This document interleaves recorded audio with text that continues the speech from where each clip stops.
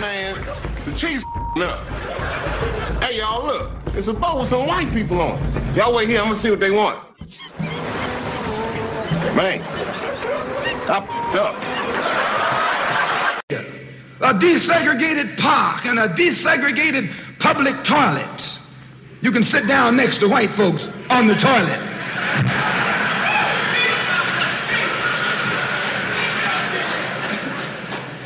That's no revolution. I want to say a couple of things, and I really don't want you all to miss me before we get ready to go. My wife was here, and she was the president of the Association of Black Psychologists a couple of years ago, and she was responsible for taking about 500 people, including about 300 black psychologists, to Ghana, West Africa, for their national conference. The reason I point that out is because I want to say a couple of things, and I'm going to go out of bounds with what I have to say relative to what we've been talking about. First of all, I grew up in Brooklyn, and I saw, looking back on my life, I saw about 30 of my friends die, you know, getting shot, overdosing on drugs, any number of things that took them off the planet, you know, beautiful brothers. So as I started to become more conscious, I looked around, I started asking this very important question. I think the most important question that I ask myself and that you can ask yourself is why? And I wanted to find out what was going on. So I began to change. I began to examine everything. I don't like to use the word critically, but I started to really check things out. So I went through a very, very serious change. I mean, serious change. And what my wife and I did, we decided that we were going to drop out from this system. We delivered two of our 3 children at home using midwives. She didn't take any medication. We didn't go to a doctor. She talked me into doing that, but it was a beautiful experience for me to be there to help deliver our children. They were born, by the way, 2 years apart on the same day, and our oldest daughter helped us deliver our children. We also changed our diets. We saw the hospital system was killing our people, so we changed our diets. We have been vegan for about 30 years. That means no meat at all in any form, no dairy products, no sugar, no white flour, the same thing that Dr. Whitaker talked about. Because we understood that we were in a war, and I want to emphasize that to you. We are in a war. We left New York and went to North Carolina, and really it's on her again, we decided that we were not going to go in debt because the new form of slavery was economic slavery. Well, we got some land, we're very fortunate, and we built our own house. We built a log house. It took us 16 months. We worked night and day every day for the 16 months. And she was out there with a chainsaw in the cold and the rain, and we worked and we built the house so we would not have to give white people any money.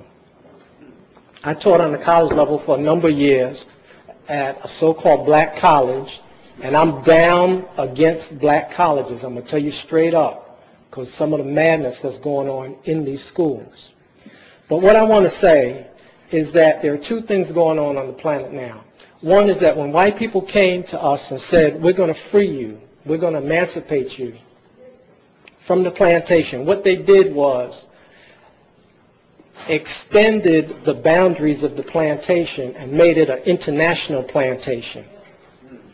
Made us think that we were free. In addition to that, they made every white person on earth a plantation master or owner. So there are 2 things in operation. We are in an international prison. It's not just in America, but everywhere we go, our people are dying. So the things that are in operation on this planet is that white people want to kill us. I want you to understand that. They want to kill you. And it has nothing to do with what kind of degree you have, what kind of car you have, what kind of title you have, what fraternity you belong to, what religion you belong to. They want to kill you because that is part of their plan. There are any number of reasons why they want to do that. I'm not going to waste my time trying to figure out why they want to kill us. But I know that's what they want to do. And they want to do it in many different ways. psychological, economic, cultural, spiritual, social, and biological, chemical, electromagnetic. They want to kill you. But they also want to make money in the process of your death. Now, I saw a brother when I was coming in, he was smoking a cigarette. So now he's going to kill himself, but they're going to make money off of his death process. The other thing is that they want us to, if they don't kill us, like they tried to kill the brother by beating him up in New Orleans, if they don't kill us that way, or shooting like they killed the brother in Cincinnati, or like they killed Malice Green in Detroit, or like they killed Greenwich up in Pittsburgh, if they don't come out right and kill us straight, they want to get us to kill ourselves. Now, these are the only two operations on the planet. The other thing is that there's only one nigger on the planet. I never use that word. This is the first time I've used it. I don't even think that word. But there's only one nigger on the planet. And the nigger that's on the planet is the one that is destroying the water, the one that's polluting the air, the one that is exploiting people and resources. And the only nigger on the planet is the white man and the white woman. And then our people are not niggers. We are imitation niggers.